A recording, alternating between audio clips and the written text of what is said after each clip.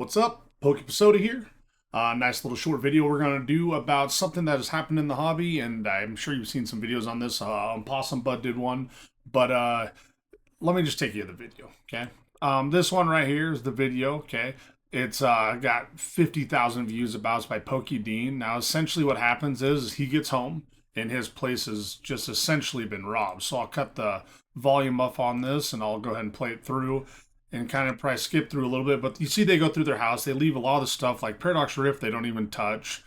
I mean, the house is ransacked. The people go through it like insanely crazy. Booster boxes are left there. Booster boxes left there. You see, when they rifled through everything, you notice they've. It seemed like they had a plan because they turned everything up. Now, it looked to me when I first saw it, it looked pretty suspicious. I'm like, well, what's going on here? Like, these people hit exactly what they were looking for, and it seemed like they knew what they were looking for. But on the bed here, you're going to notice. I mean, we got 151 UPCs right there, and they didn't take those. Those are $600 each. A little bit crazy to me there that they didn't take those. Just ran. They, I mean, they ransacked the place. It was a little bit like I'm trying to think like it's weird that they didn't take some more stuff. But as we keep going through this right here, you're going to see that open container on his shelf. That's where he has his base set booster box. I've watched some of his streams and stuff. And I mean, he talks about his collection. You openly see what his collection is behind him too in his streams. Um, and there's a couple things like we'll kind of talk about as the video goes to end. But I mean, to lose a base set booster box, those things do not go on the market very often. And so I think if someone tried to liquidate it, you'd be able to figure it out. But I'll let you know what kind of my 2 cents on this, what I think might have happened. So you'll go through a bunch of different stuff down there. Prismatic figure collection they didn't touch. And then he's got his stuff on the back. He had slabs up there. He had some booster boxes. And they kind of just took what they wanted. They took what they knew they wanted almost. But yeah, I mean, unbelievably super sad for this guy. They just, I mean, I think they took the tower to the PC even. Maybe not. That would have been probably a stupid move to do, but they just ransacked it. But this is him right here. So if you know anything about it, definitely let me know. Don't let me know. I can't do shit about it. But I would contact him on his page. So if you hear something, see something, I mean, definitely something I would think about, like, trying to let someone know. Now, what do I think happened there? So, I think it was most likely, I feel like it was someone close to him.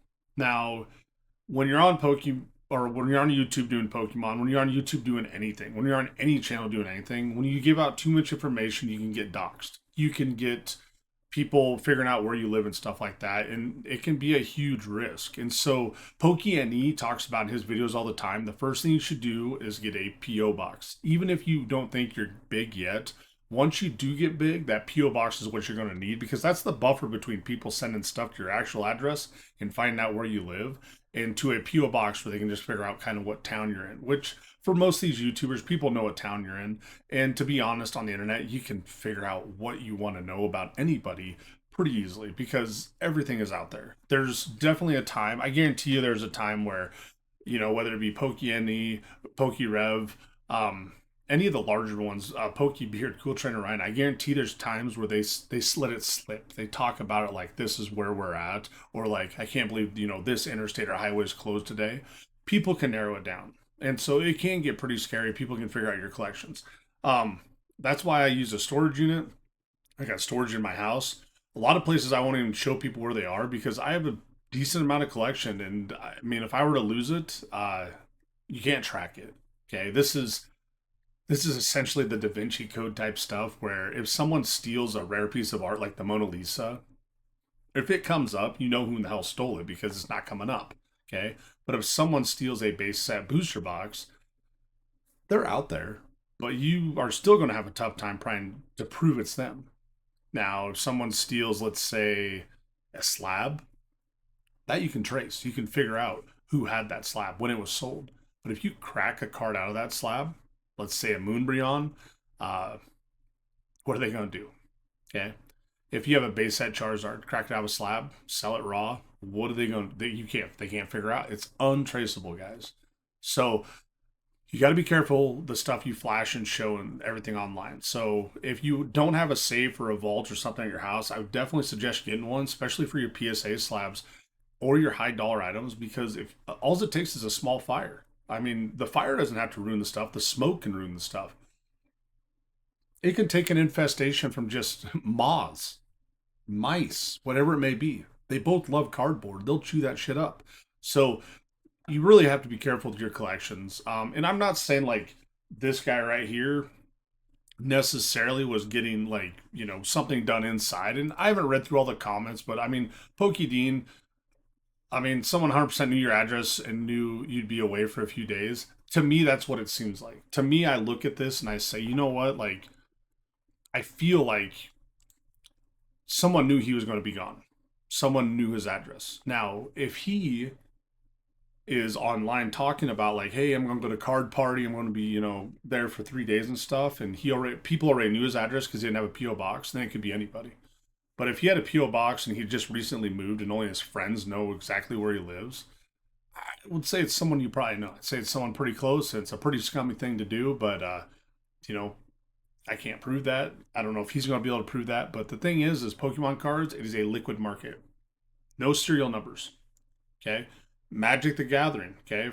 If I pull the the golden Chocobo out of the gosh, what was it? It was Final Fantasy. Those are numbered to 71, I believe, or something. I mean, if you pull it and you have a picture of it, people know it's you. When it's a serialized card, you can figure it out. No Pokemon stuff serialized. If you're going to take something super rare, like we'll talk about in a second, the Illustrator Pikachu. If I like walk into a show with that and it just got stolen, I'm like, no, this is mine. Like I swear that they could probably decipher and narrow down. But like with stuff like this, guys, Pokemon they can't figure it out. There's no serial numbers on the cards. Only time you can figure it out is if it's in slabs. You can kind of narrow it down. But if you're a good thief, you're just going to crack it out of the slab and you're going to sell it raw. So, I feel terrible for him. Pokey Drew, uh, you know, just absolute, or Pokey Dean, I mean, not Pokey Drew, but Pokey Dean. Feel absolutely terrible for him. I mean, people are giving money to him and stuff to help, comp some of the collections, but it's devastating. So, um, that's kind of what I got for you guys. So, rule of thumb: if you're on YouTube, okay, and you're making videos, and you are doing stuff that you know people are sending you stuff, or you talk about where you live, your address, and you're showing off this collection, all this stuff like that, you're bound to have something happen to your stuff. Like two other people I listen to, I watch readily. Nostalgianomics, Alex, his backdrop right now is like 400 prismatic booster bundles.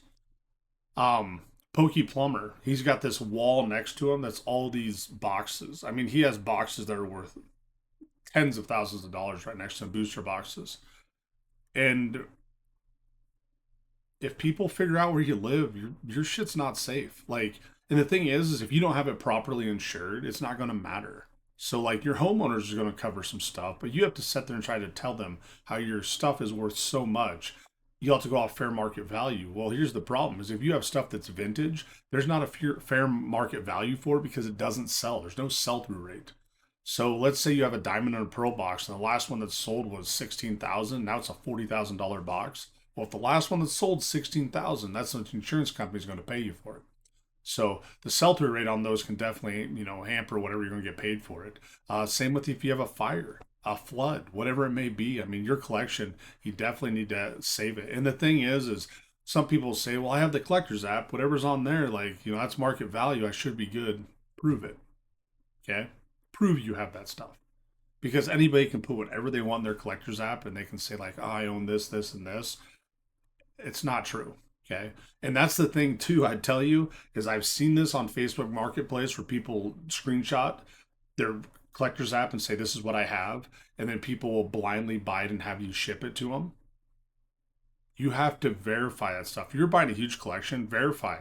Checklist. Every item that's on there, they say is on that collector's app, along with the condition if it's cards. All right. So I know I got a little bit of tangent there, but Pokédean, feel real sorry for the guy. That's super sad. But odds are it's someone you probably know because they knew you were gone. They knew where you lived. They knew where the stuff was. So, they ransacked through everything. And I mean, to me, that can be they knew where the stuff was or they ransacked through everything because they really didn't know.